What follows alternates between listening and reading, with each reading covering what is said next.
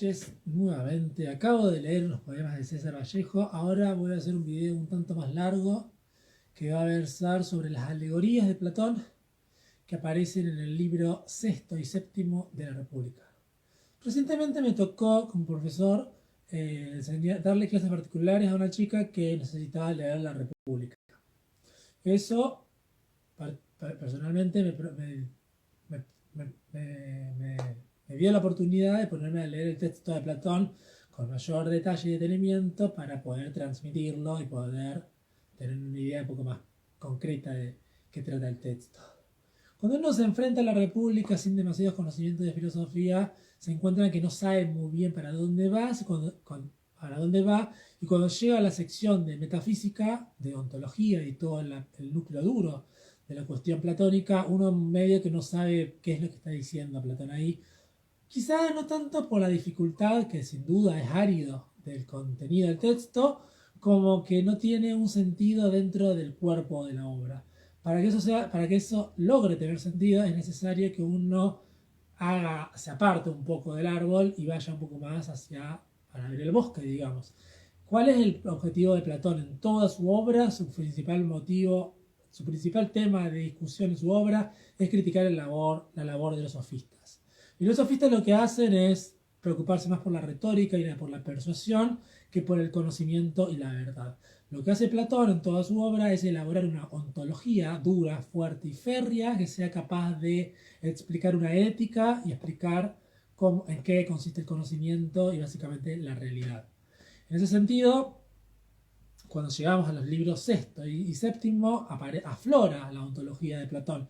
Pero previo a eso, simplemente están hablando del libro primero, con el diálogo con el sofista Trasímaco, y luego cuando se empieza a hablar de qué es la justicia y qué empieza a ser la educación de los guardianes, como lo llama Platón, es como que de repente parecería una excusa que aparezca todo esto, pero sin duda es lo más importante del libro, no es una mera excusa. Entonces, en ese sentido, este núcleo duro dentro de la obra es el fundamento, si se quiere, de lo que sería la obra completa de Platón. Un diálogo de madurez, es un diálogo que se puede agrupar junto con Fedro, Fedón y el Timeo, y en ese sentido es fundamental leerlo. Probablemente este diálogo ya no tenga la misma cercanía al Sócrates histórico como pueden ser los llamados diálogos socráticos aporéticos, donde se puede ver con mayor justeza la práctica de Sócrates en la vida cotidiana. Así que sin más, quisiera hacer una breve recapitulación de cuál es más o menos el sistema de Platón. Platón, como todos saben, o muchas personas saben, distinguió entre dos mundos opuestos de la realidad. El mundo llamado inteligible y el mundo llamado sensible. El mundo inteligible, que también a veces se lo llama topos uranos, que significa el cielo del lugar, digamos, el topo uranos es el lugar donde están las ideas, es una dimensión de la realidad donde están los verdaderos objetos de los cuales dependen ontológicamente los objetos con los que nosotros nos rodeamos en nuestra vida sensible. Por ejemplo, estos libros que están detrás mío, esa bandera y mi ropa y yo mismo somos objetos sensibles, particulares, concretos, que estamos arrojados o estamos insertos en un mundo. Sin embargo, las ideas platónicas, los eidos, los paradigmas, pero también se los llama las formas, son cosas que realmente existen con toda propiedad y con todo el peso de la palabra ser o existir. En ese sentido, ontológicamente habría una gradación. Las cosas sensibles dependen ontológicamente de esas ideas suprasensibles de las cuales participan. El término participar, que creo que en griego es metejis o algo así, francamente no es muy claro. Platón mismo lo ha llegado a criticar en obras posteriores dentro de su obra, dentro de su amplia producción.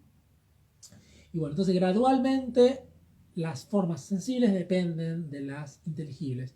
Pero al mismo tiempo las formas inteligibles se llaman inteligibles porque uno las puede inteligir. Para quien no sepa qué es inteligir, inteligir significa pensar, captar con el pensamiento. De ahí viene nuestra palabra, por ejemplo, inteligencia. Una persona inteligente es una persona que es capaz de inteligir formas. En cambio, las cosas sensibles se sienten con los sentidos, se perciben con los órganos del cuerpo, con los ojos, con la nariz, con las orejas. Por eso es un mundo sensible. Al mismo tiempo, hay una cuestión casi ética, pero también epistémica, que tiene que ver con el orden de lo opinable y con el orden de lo cognoscible. Los sofistas estarían del lado de lo opinable, mientras que los filósofos estarían del lado de lo inteligible, de lo que es esencialmente y no de los accidentes, si vamos a emplear esta jerga aristotélica. Entonces, sin más, vamos a las alegorías que aparecen en el libro sexto y en el libro séptimo. Antes de decir esto, quiero aclarar que hay un comentario muy interesante que aparece en el libro sexto, que es que Sócrates, el personaje de Platón, dice que va a empezar a utilizar imágenes, algo que no está acostumbrado a hacer en sus diálogos mayéuticos.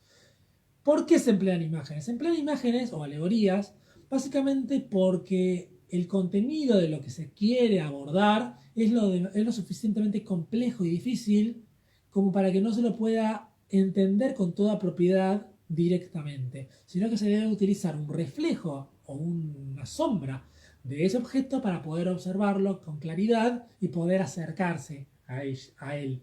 Sin embargo, no es el objeto en sí mismo, sino es algo que depende de ese objeto. Esto ya lo vamos a ver en las alegorías. Las alegorías son tres.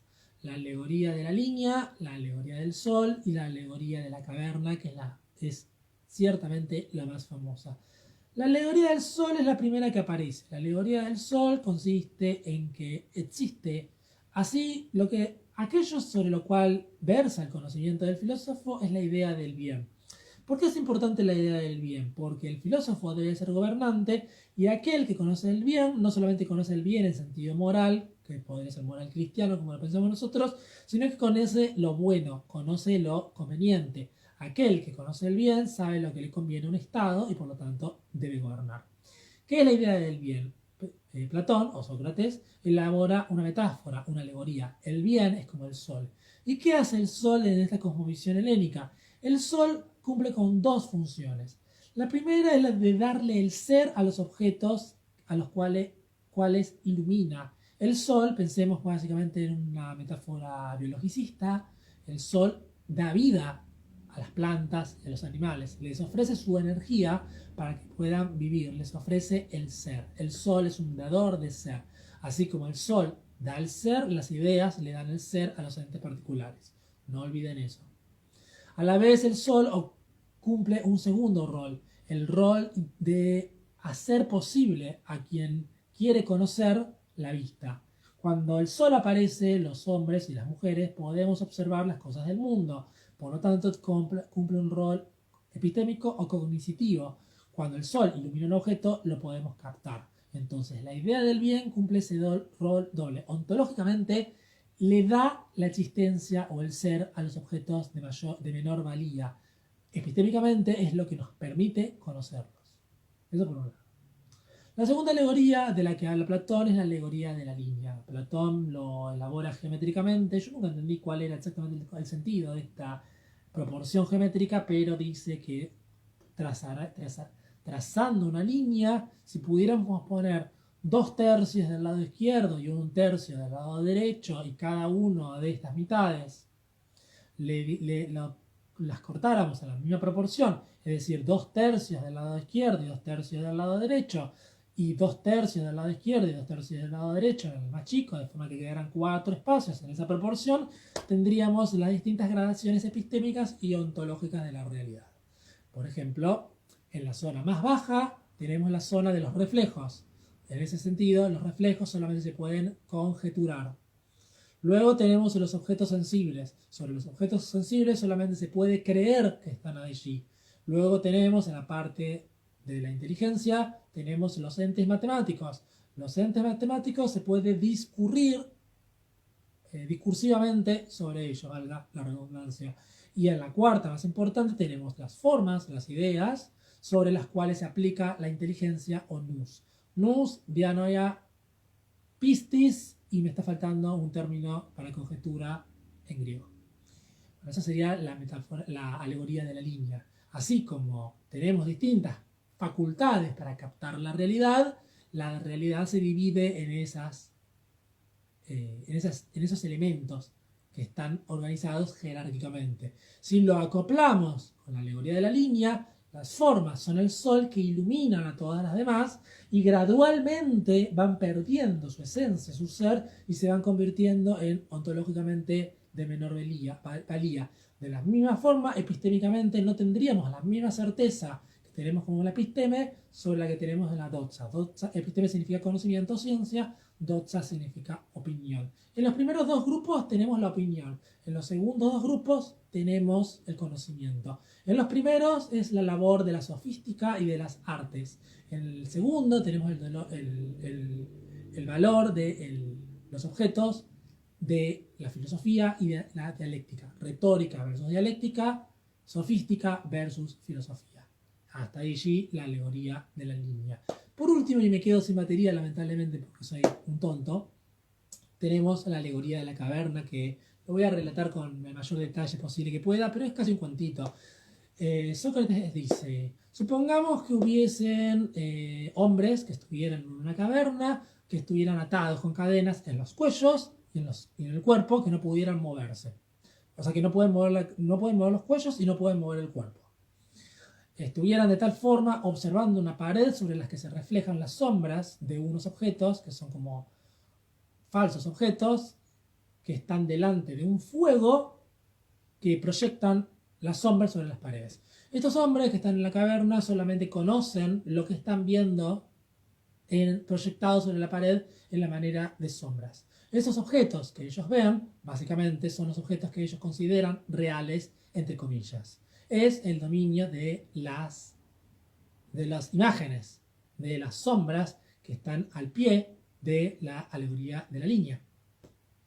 Supongamos que por la fuerza uno de estos prisioneros fuera liberado de la caverna, se rompiesen sus cadenas y se los llevara hacia arriba de la caverna, hacia la luz. Este hombre liberado al principio no querría salir de su estado de prisionero.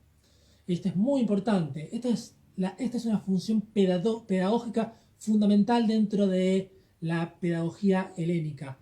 El aprendiz no quiere aprender. Se necesita que un hombre mayor y experto lo quite, lo aparte de su ignorancia y por la fuerza lo lleve al plano de la luz. Esto tiene que ver, no es bonito para nuestra mentalidad de año 2022, tiene que ver con la pederastía. Básicamente la pederastía es un comercio sexual y espiritual que se establece entre menores de edad, como lo llamaríamos ahora, y hombres mayores, expertos, que forman parte de la sociedad. Esos hombres expertos le confieren el saber a cambio de su cuerpo. Platón no va a estar de acuerdo con esto, y los hacen ingresar a el orden de la sociedad. Eso por un lado.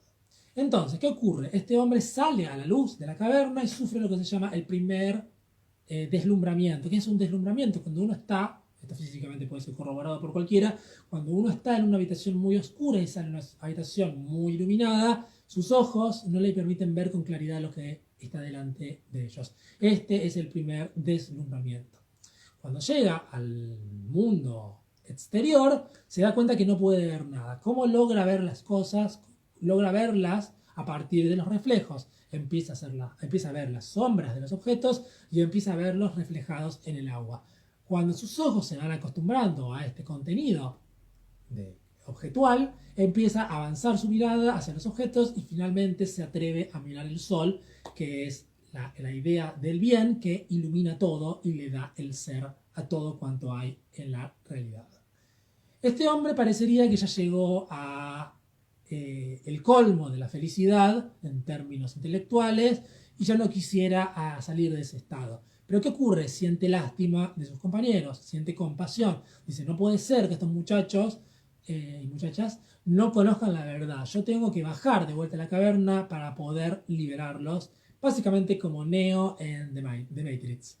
Bueno, En ese sentido, el filósofo que vio la verdad baja a la caverna y sufre aquí un segundo deslumbramiento. Cualquiera lo puede constatar. Si uno está en una habitación muy iluminada y va a una habitación muy oscura, sufre un deslumbramiento donde no puede ver los objetos con claridad. Allí el filósofo que vio la verdad no puede discernir las sombras, que para estos hombres son justamente la realidad.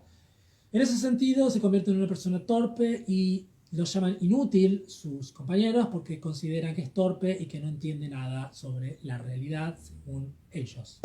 Este hombre se esfuerza por liberarlos, pero se da cuenta que su vida está en peligro porque estos hombres no quieren ser liberados. Estos hombres no quieren llegar a la verdad, sino que estarían dispuestos a matarlo si así lo pudieran o si así lo quisieran. Por lo tanto, el filósofo debe contar con herramientas oblicuas, debe contar con herramientas capaces de lograr su meta sin correr peligro. Por eso Sócrates muere, el Sócrates histórico, y Platón es más cauto que Sócrates, pero bueno, eso sería otra historia.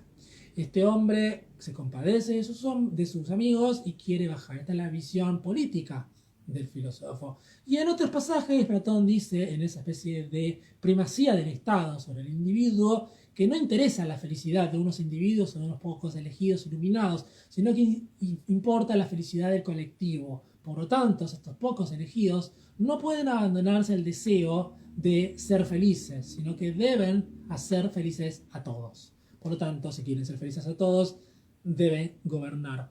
Esto parece muy bonito, pero no olvidemos que para Platón hay una sociedad jerarquizada, donde hay gente que produce, hay gente que manda y hay gente que hace la guerra, y no todos cumplen con el mismo estatus. De hecho, la definición de justicia que da Platón en la República es hacer lo que le corresponde a cada uno y no apartarse de eso.